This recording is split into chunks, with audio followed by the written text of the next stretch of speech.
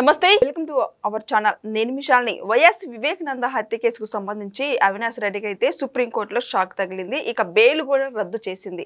అసలు ఆ కోణంలో చూసుకుంటే ఏం జరగబోతుంది? మరోపక్క చూసుకుంటే జగన్మోహన్ రెడ్డికి లిక్కర్ స్కామ్ సంబంధించి ఎన్నో కేసులు కూడా నమోదై ఉన్నాయి.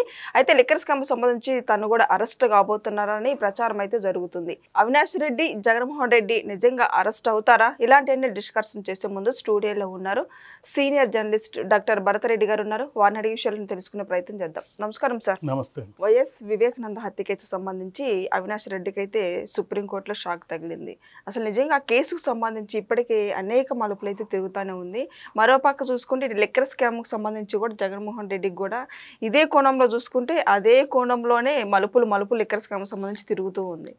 రెండింటికి ఏం చెప్పాలనుకున్నారు? వివేకానంద హత్య కేసుకు సంబంధించి మనం చూసుకున్నట్టయితే సునీతారెడ్డి వివేకానంద రెడ్డి కూతురు నిజం చెప్పాలంటే ఒంటరి పోరాటం చేస్తుందని చెప్పొచ్చు. తన తండ్రిని చంపింది ఎవరో తేల్చాలని చెప్పి తను high court, CBI, supreme court, trial court అంటే తాను తిరగని మెట్లు లేవు, ఎక్కడ వీలైతే అక్కడ దాన్ని నిగ్గు తేల్చే ప్రయత్నాల కోసం తీవ్రమైన ప్రయత్నం చేస్తారు. సిబిఐ వాళ్ళు ఒక దశలో ఆపేసిన దశలో దాన్ని మళ్ళీ ముందుకు తీసుకెళ్లడం జరిగింది. దాదాపు 248 మందిని విచారించిన సిబిఐ ఆ ట్రయల్ కోర్టు దగ్గర ఆపేయడం జరిగింది.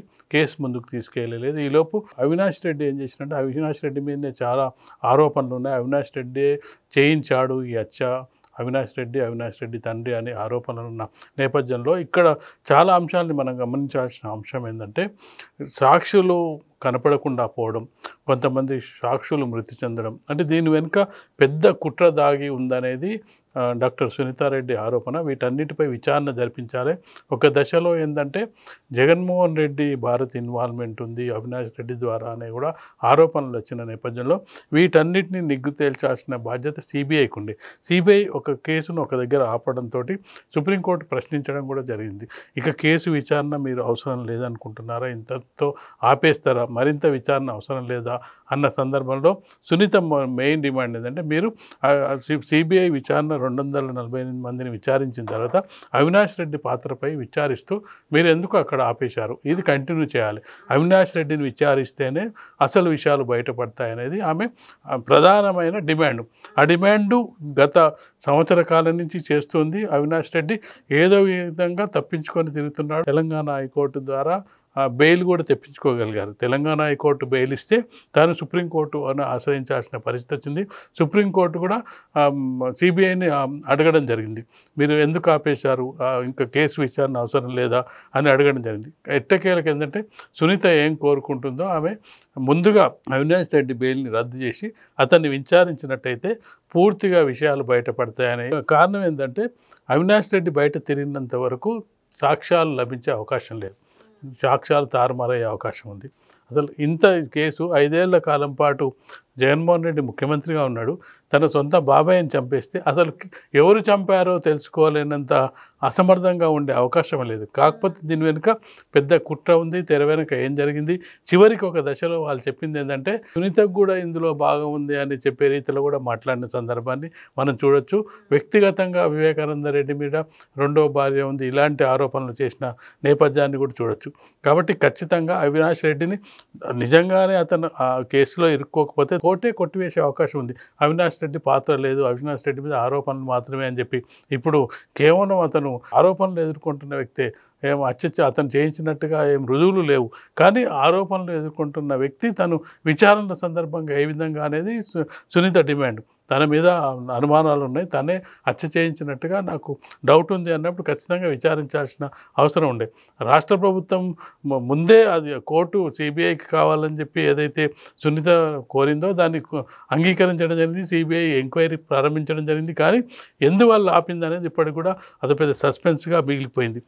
ఒకవైపు మనం చూసుకున్నట్లయితే అవినాష్ రెడ్డి పాత్ర ఇక్కడ అవినాష్ రెడ్డికి జగన్మోహన్ రెడ్డికి చాలా అత్యంత సన్నిహిత సంబంధాలు ఉన్నాయి, రిలేషన్ కూడా వరుసకు అన్నదమ్ములు అయ్యే వరుస సొంత మనుషుల కంటే అంటే సొంత మనుషులు అంటే వాళ్ళ విజయమ్మ వాళ్ళ అమ్మ కంటే వాళ్ళ సొంత చెల్లెల కంటే అవి ఇప్పుడున్న సునీతారెడ్డి కంటే అవినాష్ రెడ్డి చాలా దగ్గర వ్యక్తిగా ఉన్నారు. ఎవరికి జగన్మోహన్ రెడ్డికి భారత్కి చాలా దగ్గరగా ఉన్న వ్యక్తిగా చూడొచ్చు. అన్ని ఒక్క ఈ కేసులోనే కాదు, దాదాపు అన్నింట్లోనూ అవినాష్ రెడ్డి పాత్ర ఖచ్చితంగా ఉందనేది, లిక్కర్ స్కామ్లో కానీ మిగతా అంశాల్లో కూడా అవినాష్ రెడ్డి పాత్ర ఉందనేది వస్తున్న ఆరోపణల నేపథ్యంలో మీరైతే చెప్తున్నారో ఇప్పుడు జగన్మోహన్ రెడ్డి పాత్రపై కూడా లిక్కర్ స్కామ్కి సంబంధించి ఉన్నాయంటే జగన్మోహన్ రెడ్డి పాత్రపై కూడా ఇప్పుడు విశ్లేషణలు జరుగుతున్నాయి. ఎందుకంటే ఒకవైపు ఇటువైపు ఏమో ఇక్కడ చూసుకున్నట్టయితే అత్యంత సన్నిహితంగా ఉన్న మిథున్ రెడ్డి, మిథున్ రెడ్డి కూడా లిక్కర్ స్కామ్లో ఇరుక్కోవడం జరిగింది. అలాగే చెవిరెడ్డి భాస్కర్ రెడ్డి అత్యంత సన్నిహితంగా ఉన్న వ్యక్తులు కూడా లిక్కర్ స్కామ్లో ఇరుక్కోవడం జరిగింది. వీళ్ళు ఎంతవరకు కాపాడుతారు, అవినాష్ రెడ్డి ఎంతవరకు కాపాడుతున్నారు, నిజంగానే జగన్మోహన్ రెడ్డి తెర వెనుక ఈ రెండు కేసులలో ఉన్నాడా, ఏ కేసులో ఉన్నాడా అనేది ఖచ్చితంగా తెలియాల్సిన అవసరం ఉంది. ఆంధ్రప్రదేశ్ రాష్ట్ర ప్రజలకు తెలుసుకోవాల్సిన అవసరం కూడా ఉంది. ఎందుకంటే ఒక మాజీ ముఖ్యమంత్రిగా పనిచేసిన వ్యక్తి తను ఏ విధంగా వ్యవహరించాడని ప్రజలు వెయిట్ చేస్తున్నారు. ఈ కేసులకు సంబంధించి ఇప్పుడు సిబిఐ ఏదైతే అవినాష్ రెడ్డి బెయిల్ రద్దు చేసిందో తాను అరెస్ట్ చేసే కార్యక్రమంలో చేయడానికి వెళ్ళినప్పుడు తను మళ్ళీ ఏ విధమైన డ్రామాలు ఆడతారు, ఏ విధంగా అరెస్టును తప్పించుకుంటారు అనేది కూడా చూడాలి, వేసి చూడాలి. ఎందుకంటే ఇంతకాలం పాటు అరెస్ట్ కాకుండా తప్పించుకోగలిగిన అవినాష్ రెడ్డి ఈసారి ఏ విధంగా డ్రామాలు ఆడతారో మనం చూడాలి. సార్, ఇప్పటికే వివేకానంద హత్య కేసుకు సంబంధించి ఎవరైతే నిందితులు ఉన్నారో వాళ్ళకి బెయిల్ రద్దు చేసింది. ఇక నిజంగా ఏం జరగబోతుంది? ఇప్పుడు అవినాష్ రెడ్డి ఈ కేసుకు సంబంధించి అరెస్ట్ చేయబోతున్నారన్న సమాచారం అయితే వస్తుంది. ఇంకా ఎలా జరగబోతుంది అంటే ఏం చెప్తారు? ఖచ్చితంగా సుప్రీంకోర్టు బెయిల్ రద్దు చేసిన అనంతరం ఖచ్చితంగా సిబిఐ అరెస్ట్ చేయాల్సిన అవసరం ఉంది, కేసును కంటిన్యూ చేయాల్సిన అవసరం ఉంది. సునీత డిమాండ్ కూడా అది. అవినాష్ రెడ్డి దగ్గరికి వచ్చినప్పుడు కేసును మీరు ఆపేశారు, ఈ కేసును కంటిన్యూ చేయాల్సిన అవసరం ఉంది. అవినాష్ రెడ్డిని విచారించాలి, విచారణ సందర్భంగా తన నుంచి వివరాలు సేకరించాలి. ఈ హత్యకు సంబంధించి చాలామంది సాక్షులు కనపడకుండా పోతున్నారు, కొంతమంది మృతి చెందడం జరిగింది, కొంతమంది హత్యకు కూడా గురి కాబడ్డారు. ఎందుకు జరిగింది, ఎవరు చేశారు, దీని వెనుక ఎవరున్నారు, ఈ విషయాలన్నీ తెలియాలి, నాకు న్యాయం జరగాలి, నా తండ్రిని చంపిన అంతకుల్ని మీరు గుర్తించాలని చెప్పి ఆమె మొదటి నుంచి ఒకే డిమాండ్ చేస్తుంది. అది గుర్తించడం అనేది నిఘా వ్యవస్థకు పెద్ద విషయం కాదు. కాకపోయినప్పటికీ దీన్ని డిలే చేయడానికి కారణం, సాగదీయడానికి కారణం, దీన్ని మరుగున పడేయడానికి కారణం ఏంటంటే తెర వెనుక శక్తులు పనిచేస్తున్నట్టుగా కనిపిస్తుంది. తను నిజం చెప్పాలంటే రాజకీయాల్లో లేదు. సునీతారెడ్డి ఏదో డాక్టర్గా వృత్తిలో ఉంది. తన తండ్రి రాజకీయాల్లో ఉన్నప్పటికీ ఆయన పెద్దగా వివాద రహితంగా కూడా లేడు. ఏదో ఎంపీగా ఎమ్మెల్యేగా పనిచేసినప్పటికీ తన పని తాను చేసుకుంటున్న వ్యక్తి. అలాంటి వ్యక్తిని, ఫ్యాక్షన్ రాజకీయాలకు కూడా చాలా దూరంగా ఉన్న వ్యక్తి, అలాంటి వ్యక్తిని చంపాల్సిన అవసరం ఏమొచ్చింది అనే దాని మీద చర్చ జరుగుతున్న నేపథ్యంలో రాష్ట్ర ప్రజలు కూడా తెలుసుకోవాల్సిన అవసరం ఉంది. ముఖ్యంగా పులివెందుల, కడపకు సంబంధించిన ప్రజలకు కూడా తెలియాల్సిన అవసరం ఉంది. ఆ విషయంపై పోరాడుతున్న సునీత ఖచ్చితంగా విజయం సాధించే వరకు, నిజం చెప్పాలంటే ఈ ఒత్తిడి గతంలో చాలా సందర్భాల్లో జగన్మోహన్ రెడ్డి సీఎంగా ఉన్న కాలంలో షర్మిల కూడా దీన్ని డిమాండ్ చేయడం జరిగింది. దీని వెనుక ఎవరున్నారు, అవినాష్ రెడ్డి ఉన్నాడు, జగన్మోహన్ రెడ్డి పాత్ర ఎంత ఉంది విచారించాలని చెప్పి స్వయాన చెల్లెలైన షర్మిల కూడా చాలాసార్లు డిమాండ్ చేయడం జరిగింది. ఆ సందర్భంగా దీన్ని తెలుగుదేశం పార్టీ చంద్రబాబు నాయుడు తెర వెనుక ఉండి నడిపిస్తున్నారని అంటగట్టే ప్రయత్నం కూడా చేయడం జరిగింది. సునీతను వెనుక నుండి చంద్రబాబు నాయుడు నడిపిస్తున్నారు, చంద్రబాబు నాయుడు వల్లనే ఈ కేసు అని చెప్పి అంటగట్టే ప్రయత్నం కూడా చేశారు. ఏది అంటగట్టినా ఏం చేసినా అసలు నిజాలు తెలియజేయాల్సిన అవసరం నిఘా సంస్థలకు ఉంది.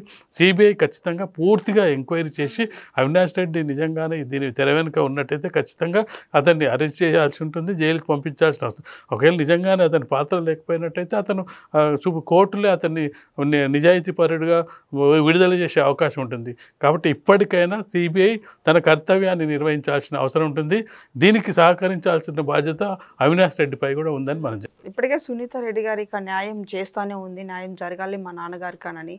మరి ముఖ్యంగా చూసుకుని సునీత గారి తరపున సిద్ధార్థ లోత్రా అయితే ఆయన అయితే వాదనలు అయితే ఇప్పుడు అవినాష్ రెడ్డిని బెయిల్ రద్దు చేయాల్సిందేనని తను వాదనలు వినిపిస్తున్నాయి. నిజంగా ఏమంటారు దీన్ని?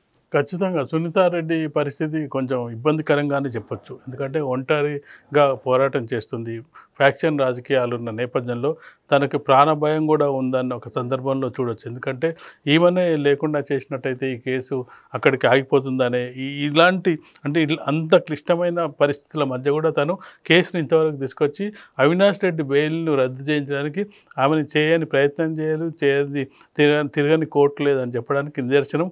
కాబట్టి ఖచ్చితంగా తన తరపున వాదిస్తున్న లాయరు ఇప్పుడు ఖచ్చితంగా కూడా నిజాలు రాబట్టే పనిలో సిబిఐ ద్వారా ఎంక్వైరీ చేసి అవినాష్ రెడ్డిని అరెస్ట్ చేసినట్టయితే మరింత అంటే పూర్తిగా ఇంతకాలం సిబిఐ కేసు ఇంతకాలం సాగదీయడం అనేది సిబిఐ ప్రతిష్టకు కూడా మంచిది కాదు. ఆ కేసును క్లోజ్ చేసి ఎవరు నిందితులో తేల్చి చెప్పి కోర్టుకు సమర్పించినట్టయితే కోర్టు శిక్షలు ఏ విధంగా వేయాలని కోర్టు చూసుకునే అవకాశం ఉంటుంది. అప్పుడు సునీతకు న్యాయం జరిగే అవకాశం ఉంది. కాబట్టి ఈసారైనా సునీతకు న్యాయం జరుగుతుందని మనం ఆశించవచ్చు. సో ఇదని చూశారు కదా. ఇక వివేకానంద హత్య కేసుకు సంబంధించి అవినాష్ రెడ్డికి అయితే బెయిల్ రద్దయింది. ఇక తర్వాత విచారణలో ఏం జరగబోతుందో నెక్స్ట్ వీడియోలో అయితే తెలుసుకుందాం. Thank you sir.